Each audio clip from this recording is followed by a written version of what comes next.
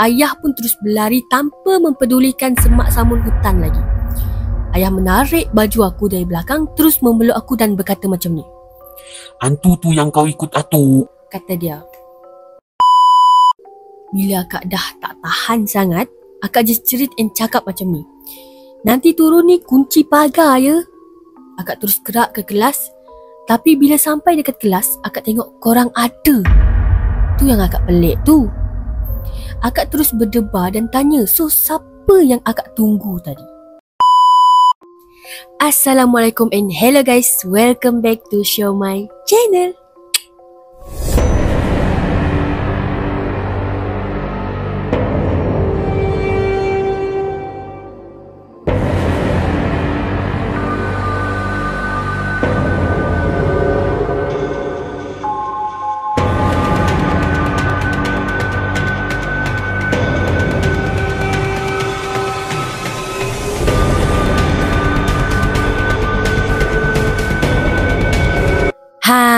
So guys, video kali ni Mai akan share dua kisah seram, iaitu kisah yang tak pernah korang dengar dan Mai akan share pada korang pada video kali ni. So sebelum tu, pada korang yang belum subscribe channel Mai, korang boleh tekan butang subscribe di bawah, sebab butang subscribe tu free je guys. So guys, kita mulakan cerita kita dengan lafaz Bismillahirrahmanirrahim. Dan kita doa mohon perlindungan daripada Allah supaya kita tidak diganggu oleh makhluk-makhluk lain. Dan tanpa melengahkan masa lagi, let's get started. Kisah yang pertama ni bertajuk Sesat Dalam Hutan. By the way, aku orang Brunei. Dulu aku pernah pegang IC Malaysia sampai umur aku 15 tahun, kata dia. Ayah aku Sarawakian dan mak aku orang Brunei. So, untuk pengetahuan korang, aku lahir di Brunei. So, cerita ni adalah mengenai pakcik aku, iaitu cousin sebelah ayah aku lah. Yang ketika tu, dia masih budak lagi dalam lingkungan 10 tahun macam tu.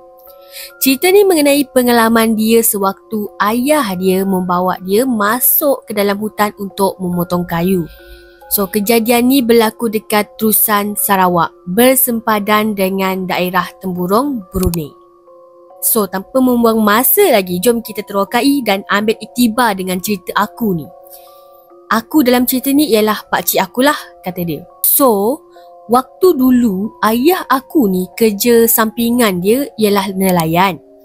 Dia juga mengambil kayu dekat hutan untuk membuat rumah ataupun perabot-perabot kayu macam tu lah. Dan pada waktu tu terlintas di fikiran ayah untuk mengajak aku ke dalam hutan. Dah menjadi tabiat orang lama mengajar anak dari kecil, kata dia. Bak kata pepatah, melentur buluh biarlah dari rebungnya. Lepas subuh, ayah kejutkan aku untuk keluar ke hutan, kata dia. Kami ditemani oleh seorang lagi jiran aku yang sebaya-baya ayah akulah. Nama dia Pak Din. Ayah dan Pak Din dah siap-siap untuk bawa kelengkapan untuk ke hutan dan aku hanya bawa bekalan yang emak aku bekalkan untuk kami yang merupakan kopi, nasi, ikan masin dan pizza lah sikit macam tu. So, pizza tu macam kira kuih sapit macam tu lah. So, kami pun masuklah ke dalam hutan dalam keadaan yang sedikit gelap dan sejuk. Waktu tu masih awal lagi. So, kami meredah semak. Ada duri-duri dan ranting-ranting pokok yang berjuntai adalah pengalaman pertama aku ya. So, dah sampai ke dalam hutan yang tebal tu. Ayahku cuma suruh aku duduk dan menunggu di bawah satu pokok yang agak besar ni. Kemudian, ayah dan Pak Din memulakan kerja dia tak jauh dari tempat aku duduk tu. Aku time tu yang masih lagi dalam keadaan letih. Maklumlah first time kan, meredah hutan tebal macam tu. So, aku pun terlelap lah dekat bawah pokok tu nak dijadikan cerita. Tapi, memang aku terasa baru je terlelap waktu tu. Tiba-tiba, ayah aku kejutkan aku dan ajak aku untuk balik tanpa melihatkan wajah dia. Dan aku time tu sangat-sangat yakin yang itu adalah ayah sebab zahirnya bentuk badan dan gaya percakapan dia tu memang macam sebiji macam ayah aku. So, aku time tu dalam keadaan mamai-mamai dan hairan macam tu, aku pun tanyalah pada ayah. Mana Pak Din, Pak? Indah apa tu?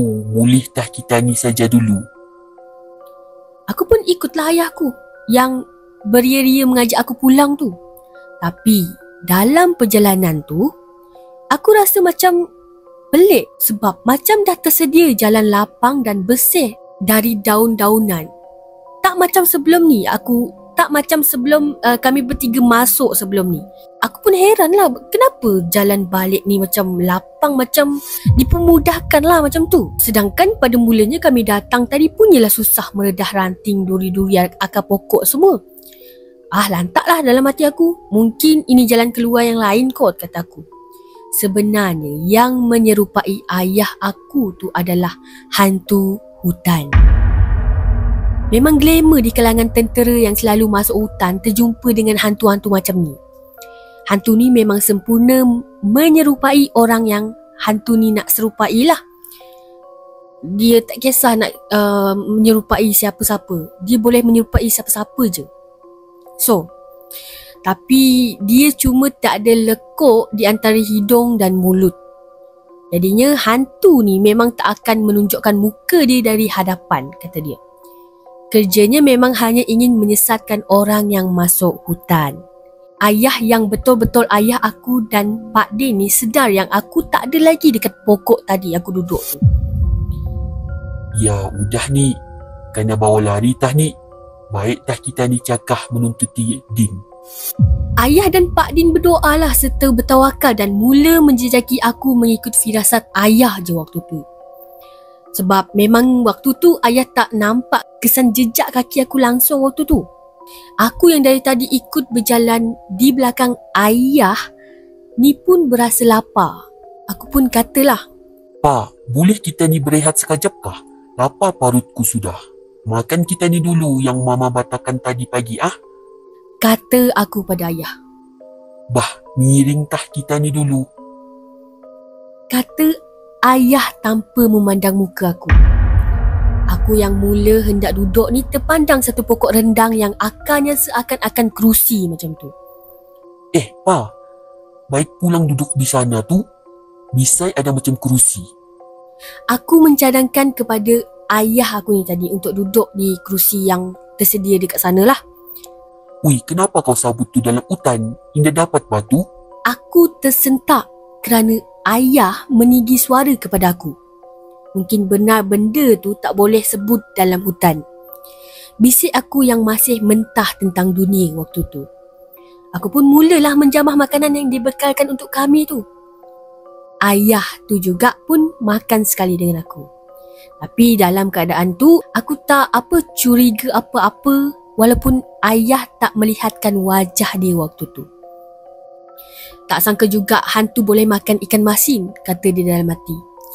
Selesai kami menikmati bekalan tadi, tanpa membuang masa, ayah pun memberi isyarat untuk kami meneruskan perjalanan.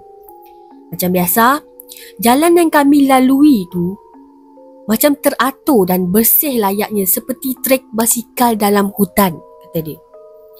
Dekat situasi lain pula, ayah dan Pak Din gigih menjejaki aku yang diandaikan sudah jauh masuk ke dalam hutan. Tanpa menghiraukan penat dan luka-luka akibat geseran duri dan ranting kayu, tapi malangnya belum juga ternampak akan kelibat diri aku. Ayah hanya mampu berserah kepada Allah agar aku selalu dalam lindungannya. Aku time tu merasa agak terlalu lama dah berjalan tapi belum sampai-sampai juga jalan keluar dari hutan tu. So aku tanyalah pada ayah tu tadi. Tapi ayah tu hanya mendiamkan diri sambil berjalan dekat depan aku. Lama kelamaan, ayah pun membuka mulut dan bertanya kepada aku. Apa yang kau pakai di tanganmu atu? Galang jua ni pa, yang mama bagi arahku. Bata jua sudah ni ku makai. Nya mama jangan dipakai tempat kamah-kamah sejak. Kata aku dengan ringkas. Sorry kalau bahasa Brunei ni aku tak sorry kalau bahasa Brunei aku ni tak lancar sangat sebab aku suka try benda baru macam tu. Okay, so sambung. Gelang tu cumalah gelang perak yang biasa, bukan tangkal, bukan azimat apa ataupun sama spesies dengannya lah, bukan. Tu cuma gelang biasa je. Gelang yang ada tertulis kalimah Allah dalam tulisan Jawi lah. Sebab tu emak pesan kalau masuk ke dalam tandas ataupun tempat kotor, aku harus buka gelang tu dulu. Baik tak kau buka tu, ingat baik tu dipakai. Buka tiada lakas. Kata ayah dengan nada yang agak menakutkan waktu tu. Aku turut saja apa yang ayah tu suruh padaku. Maklumlah aku masih kecil dan jahil tentang keadaan yang aku alami waktu tu. Aku pun cubalah lepaskan gelang tu dari tangan aku. Tapi yang pelik, gelang yang mudah aku lepaskan ketika hendak mandi dan ke tandas tu, tak boleh aku keluarkan dari tangan sama sekali. Dia macam ketat, tahu tak? Dia macam tak boleh nak buka dari tangan aku. Tapi aku tetap terus mencuba, tapi masih tersangkut di pergelangan tangan aku sambil ayah tu terus membebel untuk aku melepaskan gelang tu. Di situasi ayah dengan Pak Din pula, dengan izin Allah juga, tidak jauh dari mereka berjalan, mereka ternampak aku yang berdiri dekat depan pokok sambil memegang tangan. Time tu dia orang nampak aku macam nak apa, macam nak buka something dari tangan aku, nak buka gelang macam tu. Dia orang nampak lah waktu tu. So, tanpa membuang masa lagi, ayah pun terus berlari tanpa mempedulikan semak samun hutan lagi. Ayah menarik baju aku dari belakang, terus memeluk aku dan berkata macam ni. Hantu tu yang kau ikut atuk, kata dia. Aku tersentak macam aku baru je bangun dari mimpi. Aku melihat ayah yang berada dekat depan aku dah tak ada lagi dah. Si korang rasa seram kan waktu tu kalau korang berada dekat tempat dia. So, aku menoleh dekat sekeliling aku.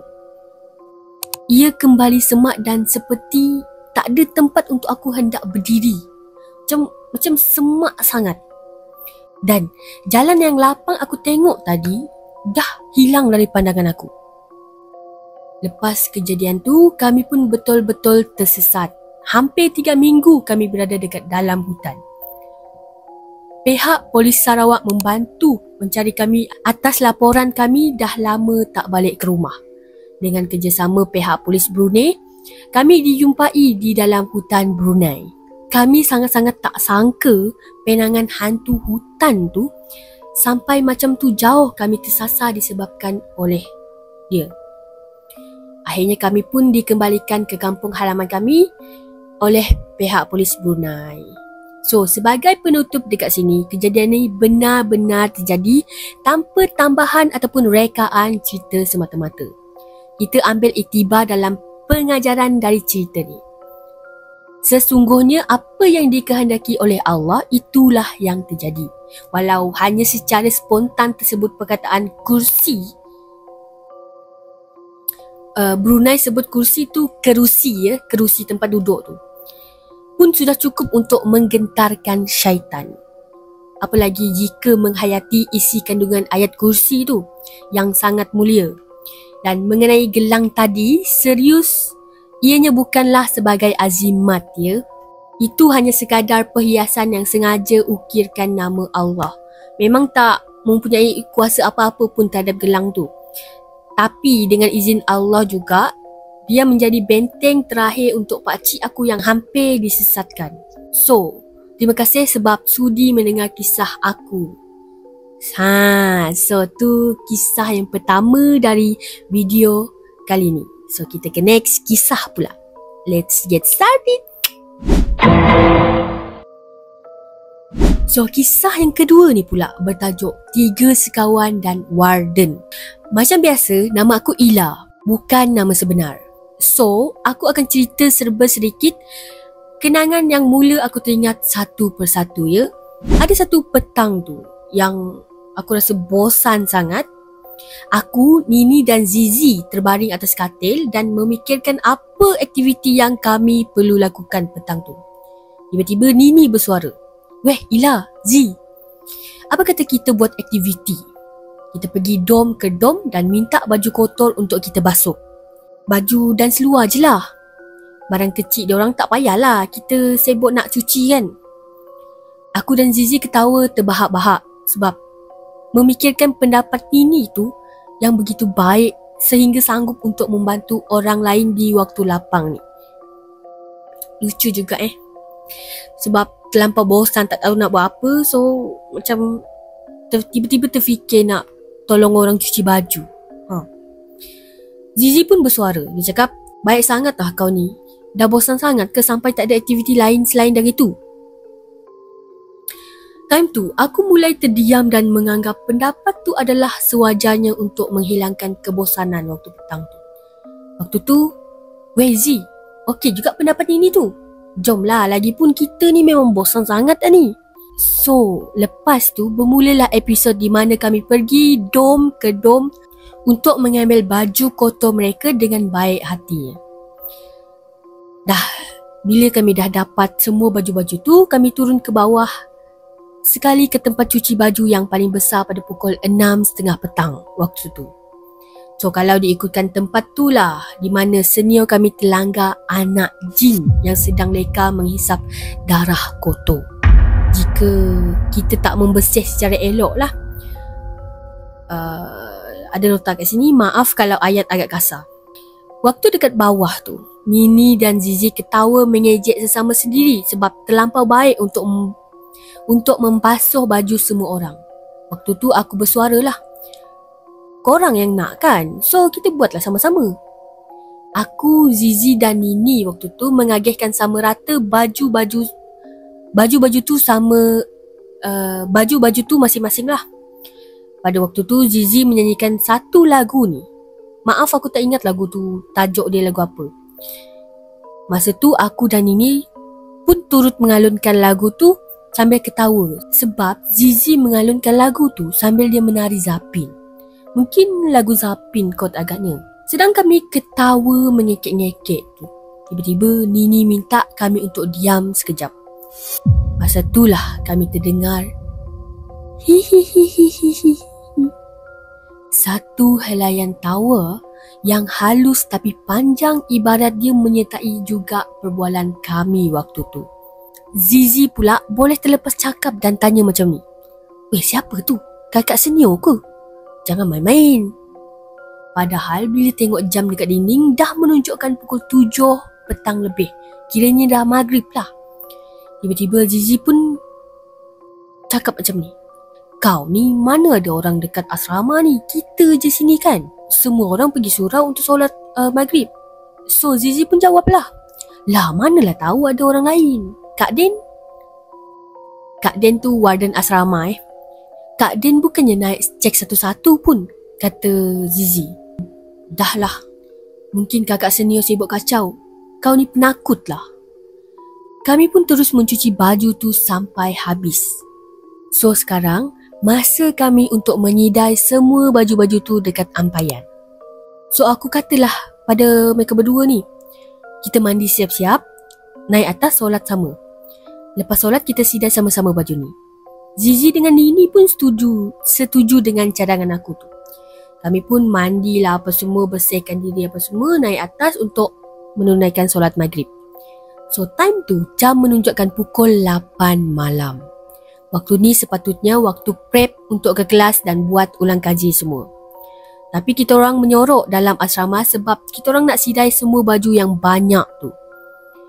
Kalau buat time balik prep dah pukul 11 malam macam tu. Untuk pengetahuan korang, lampu asrama akan tutup dengan secara automatik pada pukul 11.30 malam. Jadi kami lagi sanggup tak pergi prep waktu malam tu. Senior dengan kawan-kawan lain berjalan ke arah kelas. Kami pula hanya menyorok di sebalik loker bilik aku sebab takut warden cek bilik satu-satu.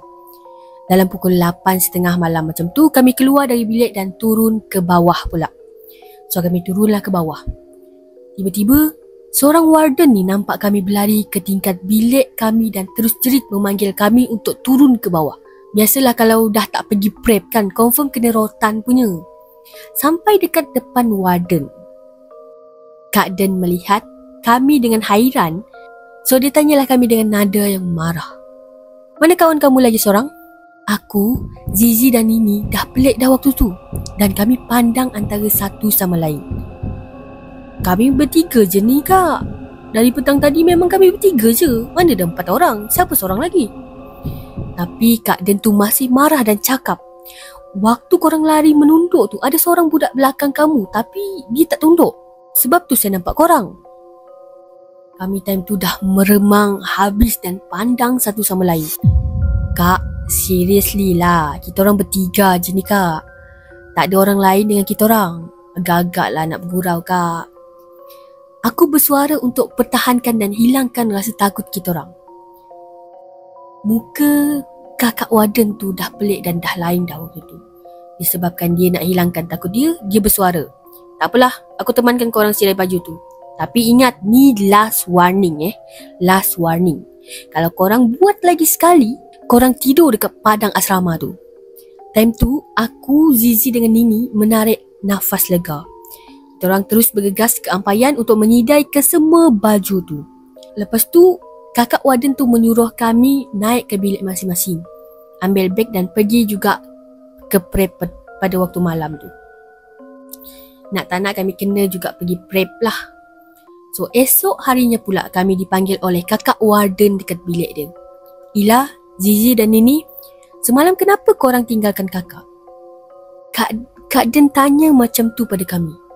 Kak, kita orang dah panggil akak dan akak cakap tak apa, korang pergi dulu. So kita orang pun pergi je lah prep. Balas aku sambil membuat kerja sekolah yang masih belum habis dibuat. Ya kak, kita orang memang dah panggil akak dah time tu. Kita orang dengar akak jerit, tapi akak tak ada pula mengintai dari atas. So kita orang terus belah lah, kata Nini dan Zizi serentak yang ketika tu tengah main tutup botol waktu tu. So time tu Kak Den mulai pelik lah dan dia menggosok tangannya yang tiba-tiba meremang waktu tu. Akak tak dengar korang panggil. Sebab masa tu akak tengah alert masuk bilik nombor 12. Aku, Zizi dengan Nini pelik lah sebab kami semua dah turun waktu tu. Aku di bilik 12 tapi aku adalah orang pertama yang bergegas ambil barang dan pergi ke bilik Nini dan Zizi. Masa tu kami tak nampak Kak Den di tingkat 3 dan kita orang turun sebab ingat Kak Den dah di tingkat lain. Akak, semalam akak ada terkena apa-apa ke? Zizi pun tanya Kak Den macam tu. Semalam akak naik ke tingkat 3. Akak memang dengar korang dalam bilik tengah berborak sebab korang kena pergi prep lepas akak marah tu kan. Lepas tu akak jalanlah sampai bilik nombor 12. Akak dengar ada seorang budak tu bercakap juga. Akak tak tahulah korang bilik berapa. So akak ingat mungkin salah seorang dari korang tu dalam bilik tu. Tapi masalahnya apa yang akak dengar waktu tu, orang yang dalam bilik tu marah sangat-sangat. Akak buka lah sebab akak rasa marah.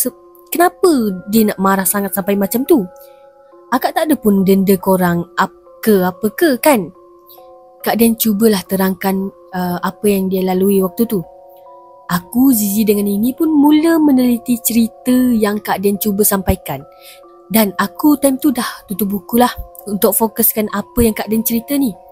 Lepas tu, bila akak buka pintu, tak ada orang pun dalam tu Dan tak ada loker yang terbuka ataupun katil yang mempunyai buku pun. Kosong, bilik tu kosong.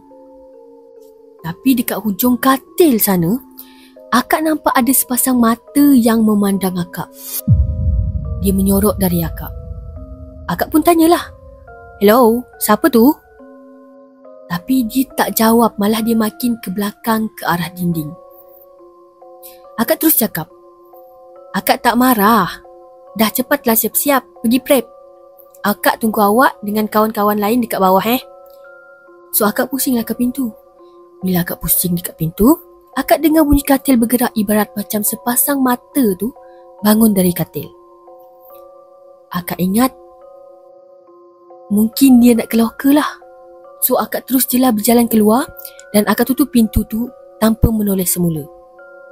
Akak turun ke bawah dan akak tunggu korang. Lama gila akak tunggu korang waktu tu.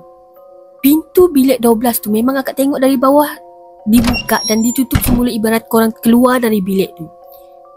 Akak dengar bunyi tapak kaki tapi hanya sampai dekat tingkat 1 saja. Kak Den time tu cerita sambil meneguk air. Lama gila akak tunggu sampai rasanya tinggal lagi sejam korang nak balik. Bila akak dah tak tahan sangat, akak just cerit and cakap macam ni. Nanti turun ni kunci pagar ya. Akak terus gerak ke kelas. Tapi bila sampai dekat kelas, akak tengok korang ada. Tu yang akak pelik tu. Akak terus berdebar dan tanya, so siapa yang akak tunggu tadi? Sebab tu akak panggil korang ni. Akak tak nak tanya korang pada malam tadi sebab takut korang takut. Sebab tu akak panggil hari ni, siang-siang ni. Kak Den mengangkat kening menandakan dia bertanya kepada kami. Taklah kak. Saya memang duduk bilik nombor 12. Nini dengan Zizi dekat bilik nombor 10. Tapi saya tak nampak pula akak dekat tingkat 3. Kita orang dengar orang berjalan dekat tingkat 2 dan buka salah satu pintu. Jadi kita orang ingat tu akak lah, so kita orang turun dulu ke bawah. Habis yang menyahut suruh kita orang pergi prep dulu tu macam mana pula? Betul tak Nini dan Zizi? Aku tanya sambil garuk kepala.